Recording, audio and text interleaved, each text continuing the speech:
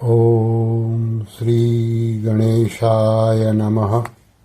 ओम अच्युताय नमः। ओम अनंताय नमः। ओम अच्युताय नमः। ओम अनंताय नमः। ओम माधवाय नमः। आज हम श्लोक क्रमांक 30 उत्तरार्ध से श्लोक क्रमांक 33 पूर्वार्ध तक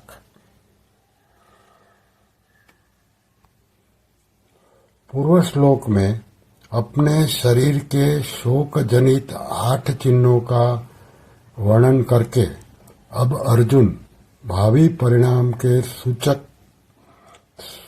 शकुनों की दृष्टि से युद्ध करने का अनौचित्य बताते हैं।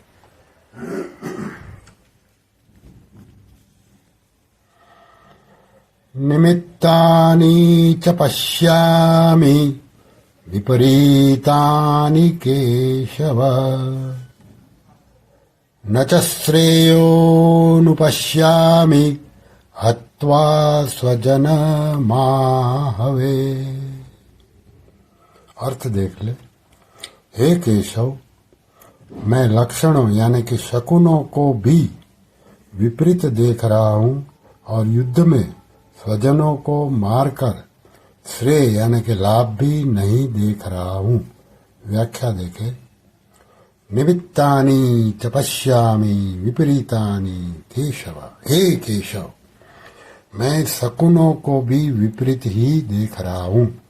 तात्पर्य है कि किसी भी कार्य के आरंभ में मन में जितना अधिक उत्साह होता है वह उत्साह उस कार्य को इतना ही सिद्ध करने वाला होता है।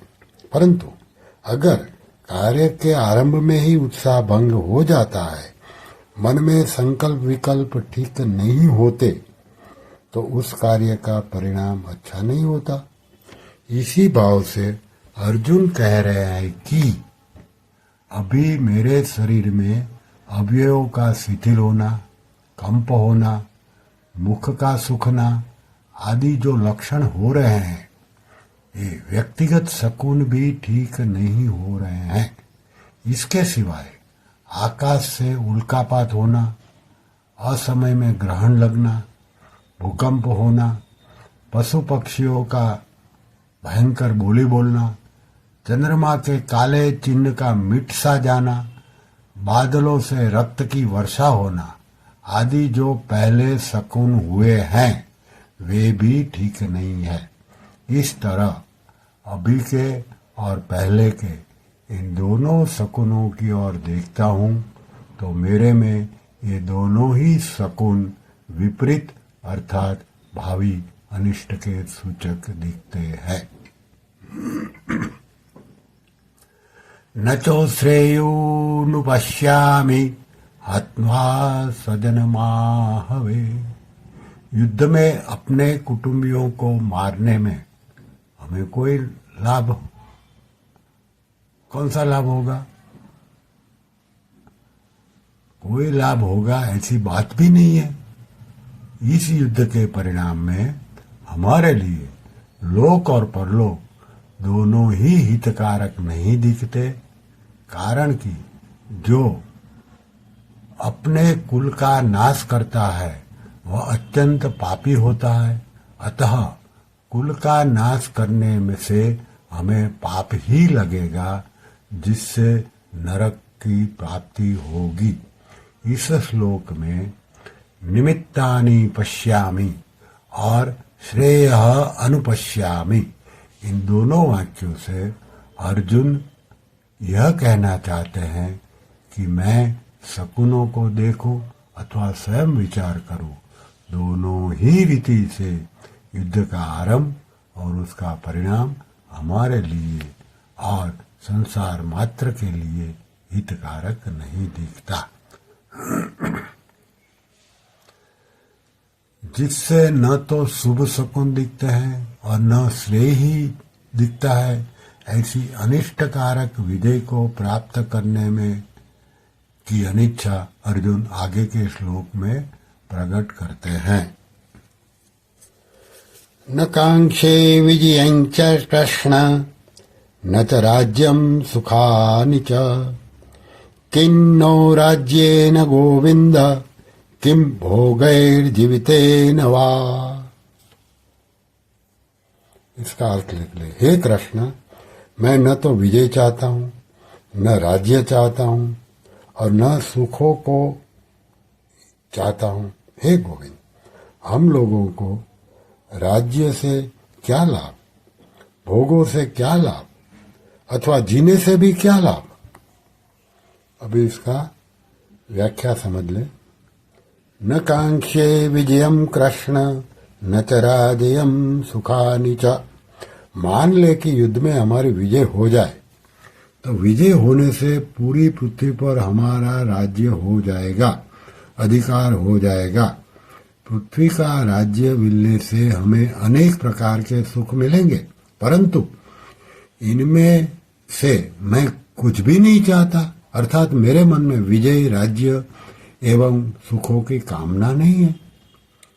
किम नो राज्येन गोविंद किम भोर्गेर्जीवितेन वा। जब हमारे मन में किसी प्रकार की विजय, राज्य और सुख की कामना ही नहीं है तो फिर कितना ही बड़ा राज्य क्यों न मिल जाए, पर उससे हमें क्या लाभ। कितने ही सुंदर सुंदर भोग मिल जाए पर इनसे हमें क्या लाभ। अथवा कुटुंबियों को मारकर हम राज्य के सुख भोगते हुए कितने ही वर्ष जीते रहे पर उससे भी हमें क्या लाभ। तात्पर्य है कि ये विजय, राज्य और भोग तभी सुख दे सकते हैं जब भीतर से उनकी कामना हो, प्रीता हो, महत्व हो, परंतु हमारे भीतर तो इनकी कामना ही नहीं है। अतः ये हमें क्या सुख दे सकते हैं। इन कुटुंबियों को मारकर हमारी जीने की भी इच्छा नहीं है, क्योंकि जब हमारे कुटुंबी मर जाएंगे तब ये राज्य और भोग किसके काम आएंगे। राज्य, भोग आदि तो कुटुंब के लिए होते हैं, पर जब यही मर जाएंगे तब इनको कौन भोगेगा। भोगने की बात तो दूर रही, उल्टे हमें और अधिक चिंता शोक होंगे।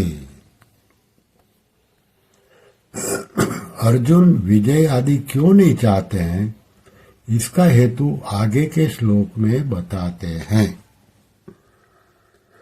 येषामर्थे कांक्षितं नो राज्यं भोगात् सुखानि च त इमेव स्थिता युद्धे प्राणास्त्यक्त्वा धनानि च। इसका अर्थ देख लिए। जिनके लिए हमारी राज्य, भोग और सुख की इच्छा है, वही ये सब अपने प्राणों की और धन की आशा का त्याग करके युद्ध में खड़े हैं। येषा, अभी इसकी व्याख्या देख ले। येषा मर्थे कांक्षितं नो राज्यम भोगाः सुखानि च। हम राज्य, सुख, भोग आदि जो कुछ चाहते हैं, उनको अपने व्यक्तिगत सुख के लिए नहीं चाहते, प्रत्युत इन कुटुंबियों, प्रेमियों, मित्रों आदि के लिए ही चाहते हैं। आचार्यों, पिताओं, पितामहों, पुत्रों आदि को सुख आराम पहुंचे, उनकी सेवा हो जाए, ये प्रसन्न रहे, इसके लिए ही हम युद्ध करके राज्य लेना चाहते हैं, भोग सामग्री इकट्ठी करना चाहते हैं। त इमेव स्थिता युद्धे प्राणास्त्यक्त्वा धनानि च। पर वे ही ये सब के सब अपने प्राणों की और धन की आशा को छोड़कर युद्ध करने के लिए हमारे सामने इस रणभूमि में खड़े हैं। इन्होंने ऐसा विचार कर लिया है कि हमें न प्राणों का मोह है और न धन की तृष्णा है। हम मर बेशक जाएं पर युद्ध से नहीं हटेंगे। अगर ये सब मर ही जाएंगे तो फिर हमें राज्य किसके लिए चाहिए, सुख किसके लिए चाहिए, धन किसके लिए चाहिए। अर्थात इन सब की इच्छा हम किसके लिए करें? प्राणास्त्यक्त्वा धनानि च का तात्पर्य है कि ये प्राणों की और धन की आशा का त्याग करके खड़े हैं, अर्थात हम जीवित रहेंगे और हमें धन मिलेगा, इस इच्छा को छोड़कर वे खड़े हैं। अगर उनमें प्राणों की और धन की इच्छा होती तो वे मरने के लिए युद्ध में क्यों खड़े होते? अतः यहाँ प्राण और धन का त्याग करने का तात्पर्य उनकी आशा का त्याग करने में ही है। श्री कृष्ण शरणम मम, श्री कृष्ण शरणम मम, श्री कृष्ण शरणम मम, ओम श्री कृष्ण शरणम मम, श्री कृष्ण शरणम मम, ओम श्री कृष्ण शरणम मम, श्री कृष्ण शरणम मम, ओम श्री कृष्ण शरणम मम, श्री कृष्ण शरणम मम, श्री कृष्ण शरणम मम, श्री कृष्ण शरणम मम, श्री कृष्ण शरणम मम, श्री कृष्ण शरणम मम, श्री कृष्ण शरणम